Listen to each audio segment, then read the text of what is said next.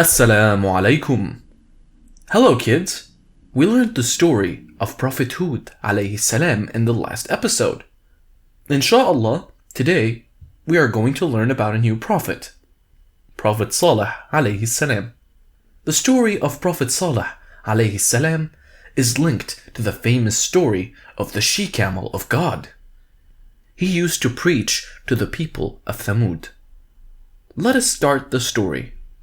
Bismillah. The story of Prophet Saleh alayhi salam. In the last episode, we saw the story of Prophet Hud alayhi salam. Prophet Hud alayhi salam preached to the people of Ad, who had become very arrogant and worshipped idols. Allah subhanahu wa ta'ala destroyed the city of Ad because of their sins. After many years, they were succeeded by the tribe of Thamud. The people of Thamud were very hard-working. They were excellent craftsmen as well. They built beautiful houses on top of mountains that surrounded their city. Allah subhanahu wa ta'ala blessed their lands to become fertile, and it gave them abundant crops. But the people soon started forgetting about the blessings they received from God.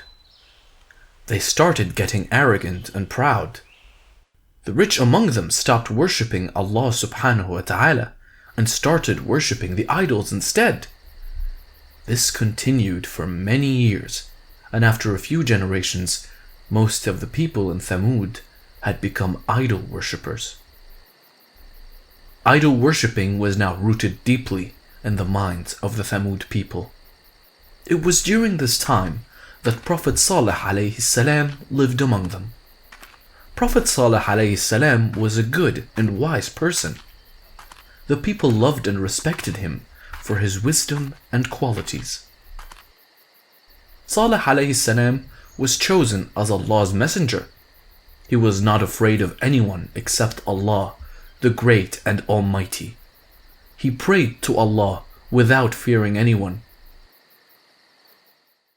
The Prophet tried to show the people of Thamud the right path by speaking about Allah subhanahu wa ta'ala. One day, as usual, the members of the tribe gathered around the rock on top of the mountain for worship. The men worshipped the rock for a long time. When their sons saw this, they started worshipping the rock as well. The Prophet was passing by that day when he saw the people worshipping this idol. He was sad when he saw this. He approached them and said, "Oh my people, please serve Allah, the one and only true God." Then one of them said, "Why do you ask us to pray to Allah alone?" "Because He has created you," said the Prophet. "He gave you everything, the sun, the moon, the mountains, the seas, everything that you see around." One of them had an idea, and he came forward. "God is the true God, then show us a miracle," he said. "Show us a miracle and we'll believe you." The people gathered there agreed with this priest. They needed proof. Then a rich man came forward and said, "Ask your Lord to make a living she-camel out of that rock." Then another chief came forward and said, "And make the camel pregnant too." He laughed. The people laughed when they heard this. They knew the Prophet was defeated, as they were sure he couldn't show them the proof. Saleh alayhi salam thought for a while and replied, "If Allah delivers this miracle, do you promise to believe in Allah as the one true God? Will you accept that I am His messenger?" "Yes," they answered. The Prophet then prayed to Allah to grant them their request. It was a miracle. There was the sound of a huge thunder, and the rock broke apart.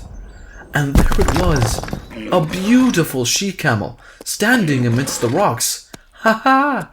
It was huge, so huge that people rubbed their eyes to make sure they were not dreaming. Then the people noticed that the she-camel was pregnant too. They just couldn't believe their eyes. The rich, the poor, the chiefs of the tribe, just stood there looking at the camel. They were shocked to see this miracle. Then the Prophet prostrated before the camel to show his respect. It was Allah who brought the she-camel out of the rock with His glory. When the people saw this, they too prostrated before the camel. They now believed in the power of Allah subhanahu wa ta'ala. They had seen a great sign before their eyes. What the Prophet said was true, they said. Allah is the one true God. But even now, the number of believers were very few. The minds of others were still corrupted. They refused to believe in Allah subhanahu wa ta'ala. They thought the Prophet was using one of his tricks to make the people believe. The she-camel became the symbol of Allah subhanahu wa ta'ala. After 3 days, the she-camel gave birth to a lovely young he-camel. The young one followed his mother wherever she went. It walked behind its mother calmly, and the mother looked after him fondly. Very soon, the she-camel and her son became symbols for affection and mercy. When the people of the tribe saw it, they said, "This is Saleh's she-camel." Then the Prophet said to his people, "O my people, worship Allah. There is no other God but Him. This is a clear sign from your Lord. This she-camel is a sign for you, so leave her to graze on Allah's earth. Be careful not to hurt it. If you do that, then Allah will punish you." Days passed, and the she-camel grazed in the green pastures of Thamud. It ate the plants from the valley and drank water from the well. It so happened that there was only one well in the entirety of Thamud. The entire population of Thamud depended on this well for water.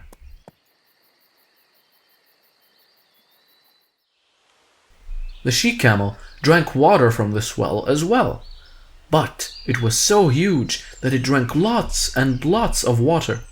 On some days, the camel drank all of the water in the well, leaving it dry.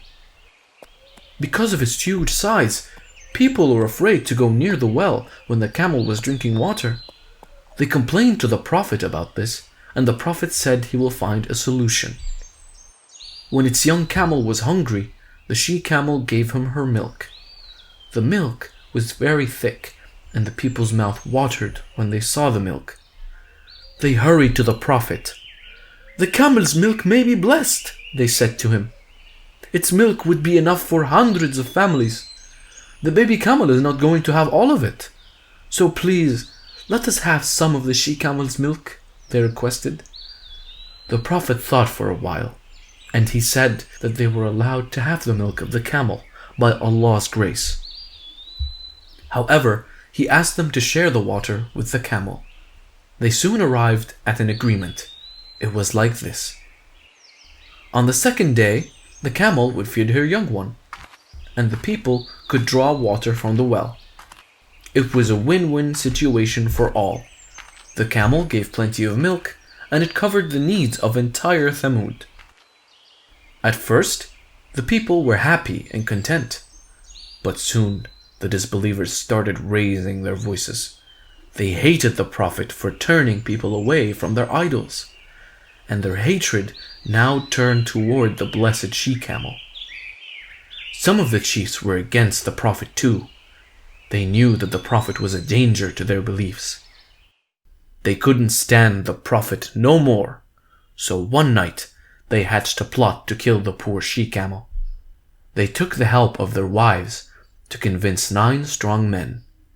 These 9 men agreed to kill the she-camel and her calf. They decided to kill the camel the next day. On the next day, these 9 men observed the camel closely. The camel, as usual, came to the well for drinking water. When it started drinking water, one of the men shot an arrow at its leg. The camel cried out loudly, and it started to run, but the poor animal couldn't because of the arrow stuck in its leg. The men roared and ran toward the camel. They took out their sword and struck its other leg. The poor animal fell down crying. Then these evil men used their swords and spears to kill this poor camel. When the disbelievers saw that the camel was dead, they jumped up and down with joy. They cheered the men with songs and poetry. They started celebrating, not knowing that they had destroyed the gift of Allah subhanahu wa ta'ala. When the Prophet saw this, he was heartbroken. "Enjoy life for 3 more days, for the God is sending his punishment," he shouted to the evil men who were dancing with joy. "Why 3 days?" they asked. "Ask your God to punish us today," they said arrogantly. The Prophet once again tried pleading with them. "My people, why do you follow the evil ways? Seek forgiveness from Allah so that you may receive his mercy." But they didn't listen to him and continued with their celebrations.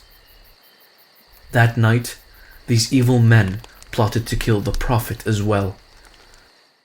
But Allah warned the Prophet and asked him to get away from Thamud. Heavy-hearted, they left the land of Thamud. As the Prophet warned, it was the day of punishment. The evil men who killed the she-camel and all other disbelievers stayed inside their homes. They thought their homes, made of rocks and stones, would protect them from the punishment. Suddenly, thunderbolts appeared out of nowhere, and there were severe earthquakes as well.